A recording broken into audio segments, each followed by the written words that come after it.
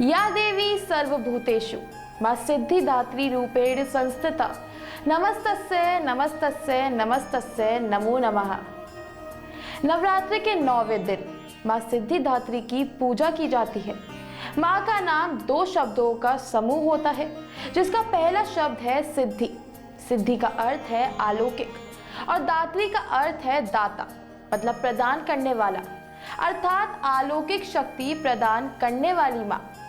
दुर्गा मां के इस रूप में मां ने कमल पुष्प पर विराजमान है और उनके 4 हाथ 4 अलग अलग चीजों को दर्शाता है, जैसे गदा, चक्र, शंख और कमल। मां के पूजन से 8 सिद्धियों की प्राप्ति होती है। तो आइए जानते हैं मां दुर्गा के स्वरूप की गाथा। मां सिद्धिदात्री के पूजन में महिमा, अणिमा, गरिमा, लघिमा, प्राप्ति, प्राकम्य, वशित और इशित नाम की 8 सिद्धियों की प्राप्ति होती है और असंतोष, आलस्य, ईर्ष्या और द्वेष से मुक्ति मिलती है। मां के पूजन में 9 प्रकार के फूल इस्तेमाल किए जाते हैं। कहा जाता है कि 9वीं के दिन बना प्रसाद ही मां सिद्धिदात्री ग्रहण करती हैं।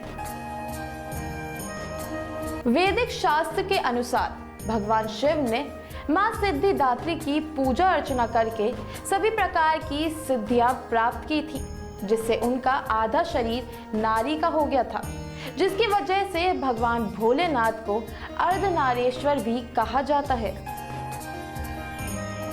कहा जाता है कि जब संसार में चारों तरफ सिर्फ अंधेरा ही अंधेरा था और जीवन का कोई सार नजर नहीं आ रहा था, तब एक दिव्य तेज प्रकाशित हुआ, जो धीरे धीरे एक आकार लेने लगा, जो और कोई नहीं बल्कि आदि शक्ति रूपाणी मां सिद्धिदात्री ही थी।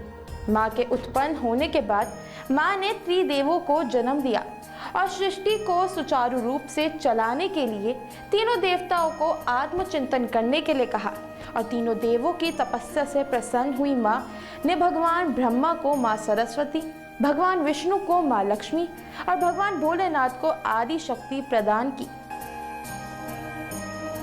नवरात्रि के 9 दिनों में हमने आपको बताई 9 देवियों की कथा।